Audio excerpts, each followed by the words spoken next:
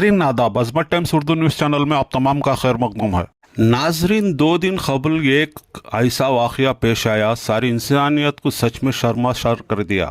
इस औरत को देखिए, इसने माँ की ममता को शर्मिंदा कर दिया। ये औरत ज़रा असल कलकत्ता की रहने वाली है, लेकिन इस वक्त बेंगलुरु में रहती है। इसका नाम सूचना सेतु है। ये कंपनी की मालिक है। डेटा साइंस में ग्रेजुएशन किया हुआ है। ये की एक्सपर्ट, हिंदुस्तान के जो औरतों में 100 एक्सपर्ट हैं, इनमें से ये एक है।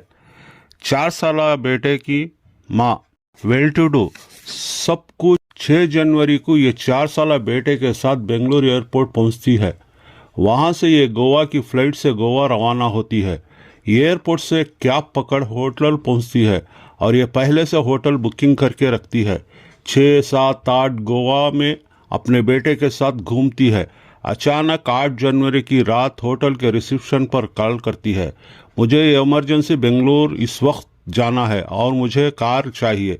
उसको होटल का स्टाफ समझाता है, गोवा से बेंगलुरु 550 किलोमीटर से ज़्यादा है, आप फ्लाइट से जाइए क्योंकि 12-13 घंटे लग जाएंगे।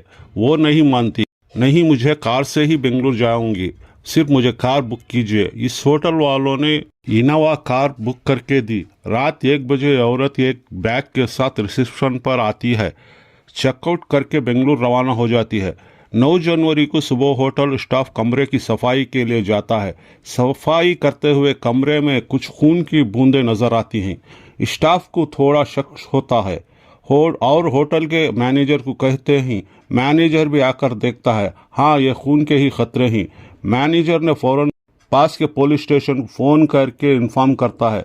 पुलिस आती है और इन्वेस्टिगेशन करती है।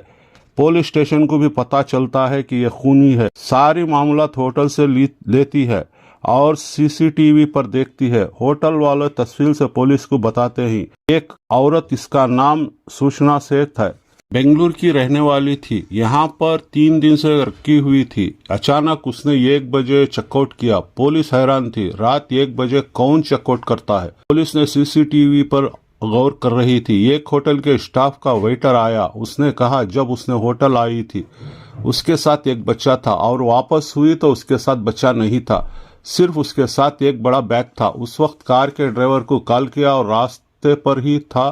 पुलिस कहती है फौरन सूचना से बात कराओ। सूचना से पुलिस बात करती है और आपके साथ एक बच्चा था, जाते वक्त नहीं है, आपका बच्चा कहाँ है। सूचना कहती है और डरती नहीं है, और मैंने अपने रिश्तेदार के हाथ छोड़ा है, और एड्रेस भी देती है। पुलिस ने उस एड्रेस को वेरीफाई करती है और वो एड्रेस नकली निकलता है। पुलिस का शक था वो यकीन में बदल जाता है। पुलिस भी कश्मकश में थी, ये तो माँ है, ये कैसा हो सकता है। पुलिस ने फौरन कार के ड्राइवर को फोन दूसरी जबान पर बात करती है, कोंकणी जबान में बात करती है, क्योंकि बात इस औरत को ना समझ आए।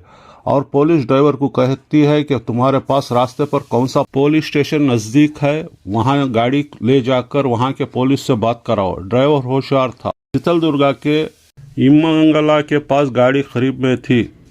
पुलिस स्टेशन नजर आया, पुलिस स्टेशन में ले जाकर गाड़ी रोक दी। फौरन गोवा पुलिस को फोन करके पुलिस स्टेशन पहुंचकर सब इंस्पेक्टर को फोन थमा दिया। फोन पर बात करके पुलिस ने इनोवा कार का मुआयना किया और सूचना को बाहर निकलने को कहा और वो बाहर निकली और उसकी तलाशी ली गई। पुलिस वालों ने बैग को खोलकर देखकर दंग रह गए। जब वो बैग को खोला, ऊपर कपड़े थे, नीचे 4 साल बेटे के हाथ बांधे हुए थे और गला गोटा हुआ था। दबा के बैग के अंदर रखा हुआ था। अल्लाह अकबर, अल्लाह अकबर। पुलिस भी हैरान थी, ये एक माँ अपने 4 साल के प्यारे बच्चे को कत्ल कर सकती है।